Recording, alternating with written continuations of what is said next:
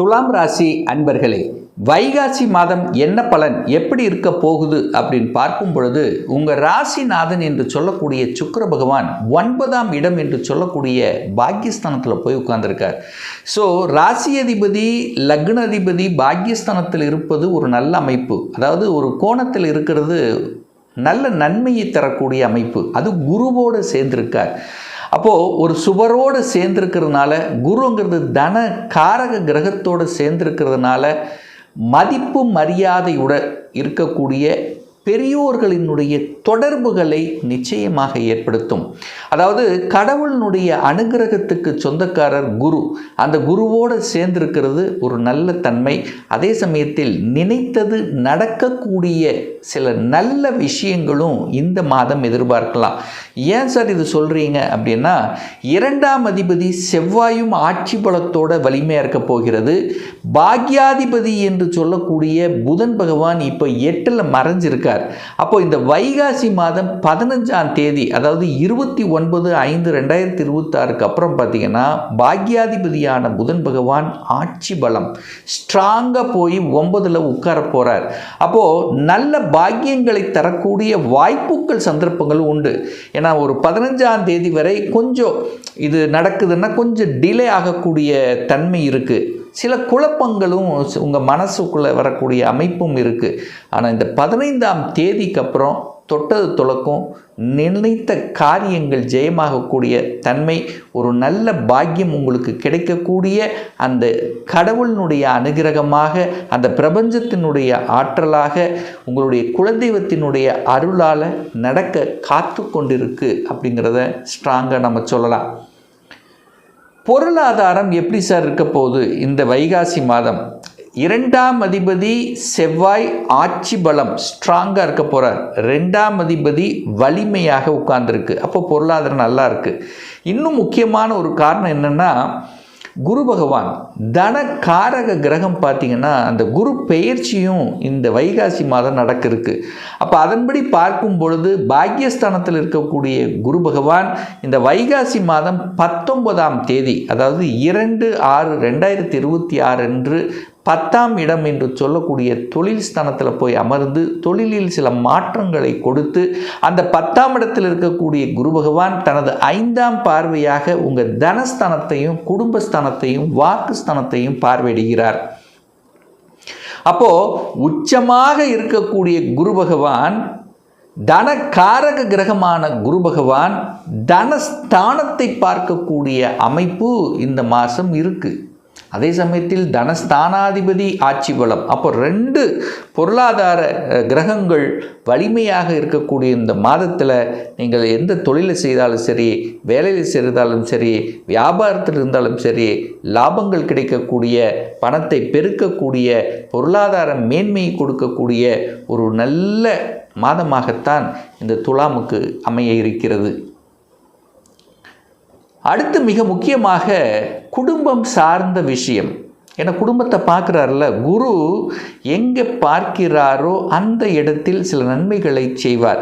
So அந்த அமைப்புக்கு ஏற்ப, அது உச்ச குரு, குரு பார்த்தால் கோடி நன்மை. அப்போ குடும்பம் சார்ந்த விஷயத்திலிருந்து வந்த பிரச்சனைகளை களைய போகுதுன்னு அர்த்தம். சில ஈகோ பிரச்சனை இருந்திருக்கலாம், அல்லது கணவன் மனைவிக்குள்ளே சில கருத்து வேறுபாடுகள் இருந்திருக்கலாம். அதெல்லாமே தீர்வதற்கும் அல்லது ஒரு சுமூகமான உறவு ஏற்படுத்துவதற்கும் இது ஒரு 3ஆம், அதாவது ஏதோ ஒரு வகையில் உங்களுக்குள்ள ஒரு இணக்கத்தை கொடுக்கக்கூடிய அமைப்பு இந்த வைகாசி மாதம் இருக்குது. அதாவது புரிந்து கொள்ளக்கூடிய அல்லது ஏதோ ஒரு வகையில் நினைத்து பார்க்கக்கூடிய, பல விஷயங்கள் எல்லாம் நினைச்சு பார்க்கக்கூடிய அமைப்புங்கிறது கண்டிப்பாக இந்த மாதம் உண்டு. 3ஆம் அதிபதி, முயற்சி ஸ்தானத்தின் அதிபதி தான் குரு பகவான் உச்சமாக போகிறார். அப்போது தன்னம்பிக்கை கிடைக்கும், தைரிய வீரியம் கிடைக்கும், எதையும் சாதிக்கலாம் என்கின்ற உத்வேகம் மனப்பாங்கு உங்கள் மனசில் தோன்றும். பிரயாணங்கள் மூலமாக அனுகூலம் ஆதாயம் உண்டு. ஒரு வியாபாரம் நுணுக்கங்கள் கற்றறியக்கூடிய தன்மைங்கிறது இருக்கும். இதுவரைக்கும் எப்படி இருந்தீங்களோ இல்லையோ, எது செய்தால் நல்லது, எது செய்தால் தீமை என்று பகுத்து ஆராயக்கூடிய அந்த அறிவார்ந்த நுட்பமான செயல்பாடுகள் இந்த மாதம் அதிகமாகவே இருக்கும் துலாம் ராசி என்பவர்களுக்கு. ஏன்னா புதனும் ஆட்சி, 3ஆம் அதிபதி உச்சம். அப்போ என்ன ஆகுது? டிராவல் மூலமாக அனுகூலங்களை தரும். சேஞ்சஸ் உண்டு. தொழிலில், வேலையில், வியாபாரத்தில் சில மாற்றங்கள் உண்டு. எந்த மாற்றங்கள் வந்தாலும் அதை ஏற்றுக்கொள்வது புத்திசாலித்தனம். அப்போ இதுவரைக்கும் மாற்றம் இல்லை என்று இருக்கக்கூடிய துலாமுக்கு ஒரு நல்ல மாற்றம் வர காத்து கொண்டிருக்கிறது. சார், வீடு, வண்டி, வாகனம் எல்லாம் வாங்கலாமா இந்த காலகட்டம்? என் 4ஆம் அதிபதி 6ல் போய் உட்கார்ந்துருக்கார். நல்லது தான். 4க்குரியவன் தனக்கு 3ல் இருக்கார். அப்போ இடம் வாங்கலாம்னு நினச்சவங்க கூட இப்போ விவசாய நிலம் வாங்கலாமா? சின்னதாக ஒரு இடம் வாங்கி போடலான்னா சரி, ஏன் பெருசாக விவசாய நிலம் வாங்கலாம்? ஸோ இந்த மாதிரி என்ன உணர்வுகளை உங்களுக்கு அதிகப்படுத்தும்? கடன் வாங்க வைக்கும், அவ்வளோதான். கடன் மூலமாக அனுகூலம், ஆதாயத்தை அடையக்கூடிய ஒரு காலகட்டமாக இந்த வைகாசி மாதம் இருக்கிறது. நிறைய பேர் உங்கள் மனசில் தோணும், கடனை வாங்கி எதையாவது ஒன்று பண்ணிடலாமே, ஒரு வீடு வாங்கிடலாமே, அட்லீஸ்ட் ஒரு இடத்தையாவது வாங்கி போட்டுடலாமே. இந்த கடன் வாங்கக்கூடிய எண்ணங்கள் உங்கள் ஆழ்மனதில் அதிகமாகும். எப்போ சார் இது அதிகமாகும்? குரு பயிற்சிக்கு அப்புறம், வைகாசி மாதம் 19ஆம் தேதிக்கு அப்புறம் ஸ்ட்ராங்காக உங்கள் மனதில் ஆழமாக பதிய வைக்கும். கடனை வாங்கி ஒன்று படிப்பு செலவுக்காக கடன் வாங்குவீங்க, ஒரு சுப விஷயங்கள், பையனுடைய, பிள்ளையுடைய, உங்களுடைய ஏதாவது ஒரு கடனை, படிப்புக்காக கடன், அல்லது திருமண பந்தத்துக்காக கடனை வாங்கக்கூடிய அமைப்பு, அல்லது உங்களுடைய சுகத்தை பெருக்கிக் கொள்ளக்கூடிய அமைப்பில் ஒரு வீடு கட்டுறது அல்லது வீட்டை வாங்குறது. ஸோ இந்த மாதிரியான அமைப்பு, அல்லது வீடை கட்டி விட்டு வாடகை வருமானம், நிலையான வருமானம் பெருக்கணும் அப்படிங்கிற எண்ண உணர்வுகள், அல்லது ஒரு விவசாயத்தின் மேலே ஒரு ஈடுபாடு வந்து அந்த விவசாய இடங்கள் வாங்கி போடணும், அது நம்ம ஃப்யூச்சரில் பின்னாடி நம்ம போய் அங்கே ஏதாவது ஒன்று பண்ணலாம். ஸோ இந்த மாதிரி கடனை வாங்கி ஒரு ப்ராப்பர்ட்டி வாங்கக்கூடிய யோகம் என்பது இந்த காலகட்டம் சிறப்பு பெறுகிறது இந்த துலாம் ராசி அன்பர்களுக்கு.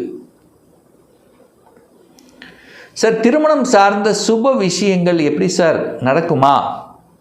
செவ்வாய் ஆட்சி பலம், 7ஆம் அதிபதி வலிமையாக இருக்கார்.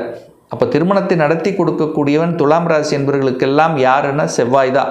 செவ்வாய் 7ஆம் இடத்திலேயே ஆட்சி பலம் ஸ்ட்ராங்காக இருக்கார். சார், குரு 10ல் இருக்கார், 2ஆம் இடத்தை பார்த்துறார், குடும்பத்தை பார்த்துறார். அப்போ குடும்ப உறவுகளை இணைக்கக்கூடிய விதத்தில் குரு பகவான் இருக்கார். அப்போ குடும்பத்தில் ஒரு உறுப்பினர் உங்கள் குடும்பத்தில் ஒருத்தர் சேர போகிறார். ஒன்று திருமணமாகி வரன் மூலமாக ஒரு என்ட்ரி வரப்போகுது, இல்லைன்னா குழந்தை பாக்கியம் இல்லாதவர்களுக்கு குழந்தை பாக்கியம் கிடைக்கக்கூடிய அமைப்புகள். அப்போ எப்படியோ ஒன்று, ஒரு உறவு அப்படிங்கிறது உங்கள் குடும்பத்தில் வர காத்து கொண்டிருக்கிறது இந்த துலாம் ராசி அன்பர்களுக்கு. சூரியன் 11க்குரியவன், லாபத்தை கொடுக்கக்கூடிய அந்த சூரியன் 8ல் போய் மறைஞ்சிருக்காரே, இதனால் ஏதாவது 8ங்கிறது வழிதான். அப்போது 8-11 கனெக்ட் ஆகுது.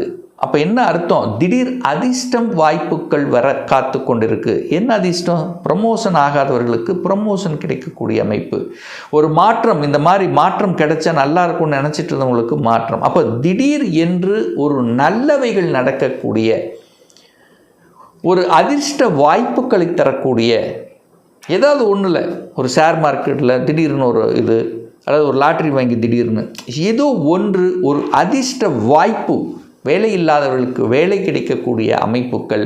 ஸோ இப்படி நல்லது நடக்கக்கூடிய ஒரு எக்ஸ்பெக்டேஷன் அப்படிங்கிறது கண்டிப்பாக ஃபுல்ஃபில் ஆகக்கூடிய அமைப்பு இந்த மாதம் துலாம் ராசி என்பவர்களுக்கு நல்லாவே இருக்குது. ஸோ ஆக மொத்தம் இந்த வைகாசி மாதம் ஏற்றத்தை கொடுக்கக்கூடிய 7ஆம் அதிபதியான செவ்வாய் வலிமையாகவும், 9ஆம் அதிபதியான பாக்யாதிபதி வலிமையாகவும், முயற்சி ஸ்தானத்தின் அதிபதியான குரு உச்சமாக இருப்பதும் ஒரு நல்ல ஒரு தன்மையை, ஒரு உயர்வை காமிக்கக்கூடிய, பொருளாதார மேன்மையை தரக்கூடிய அமைப்பில் இந்த மாதம் அமையப்பெறுகிறது இந்த துலாம் ராசி அன்பர்களுக்கு.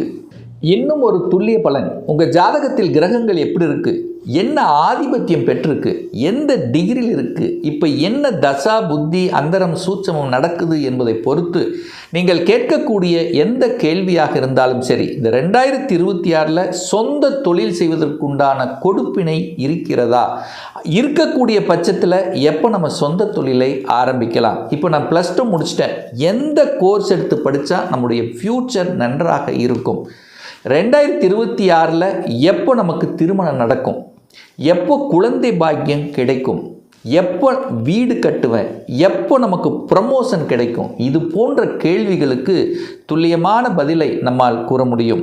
ஒரு பர்சனல் கன்சல்டேஷன் எடுத்துக்கணும், ஒரு ஜாதகம் சுய ஜாதகம் பார்க்கணும் என்று விருப்பப்படக்கூடிய அன்பர்கள் டிஸ்பிளே தெரியக்கூடிய நம்பருக்கு வாட்ஸ்அப் மூலியமாகவோ ஃபோன் கால் மூலியமாகவோ தொடர்பு கொண்டு அப்பாயின்மெண்ட் பெற்றுக்கொண்டு நேரடியாகவோ அல்லது ஆன்லைன் மூலமாகவோ கன்சல்டேஷன் எடுத்துக்கலாம். நம்முடைய அலுவலகம் கோயம்புத்தூரில் அமைந்துள்ளது. அதாவது கோயம்புத்தூர்லேருந்து மேட்டுப்பாளையம் செல்லும் வழியில் வெள்ளக்கிணறு பிரிவு அன்னபூர்ணா ஹோட்டலுக்கு பக்கத்தில் அமைந்துள்ளது. பிரியர் அப்பாயின்மெண்ட் வாங்கிட்டு நேரடியாக கன்சல்டேஷன் எடுத்துக்கலாம். நிச்சயமாக இந்த பதிவு உங்களுக்கு ஏதாவது ஒரு ரூபத்தில் யூஸ்ஃபுல்லாக இருக்குங்கிறதுல எந்தவித மாற்று கருத்தும் இல்லை. நம்முடைய சேனலை நீங்கள் ஃபஸ்ட்டு டைம் பார்ப்பவர்கள் என்றால் மறக்காமல் சப்ஸ்கிரைப் பண்ணிக்கிங்க. பக்கத்தில் இருக்கக்கூடிய பெல் பட்டன் மற்றும் ஆல் நோட்டிஃபிகேஷனை கிளிக் பண்ணும்போது நான் போடக்கூடிய அடுத்தடுத்த பதிவுகள் உங்களுடைய நோட்டிஃபிகேஷனில் வந்து சேரும். மீண்டும் ஒரு நல்ல பதிவில் உங்களை சந்திக்கும் வரை உங்களிடமிருந்து விடைபெறுவது உங்கள் அஸ்ட்ராலஜர் டாக்டர் சதீஷ்.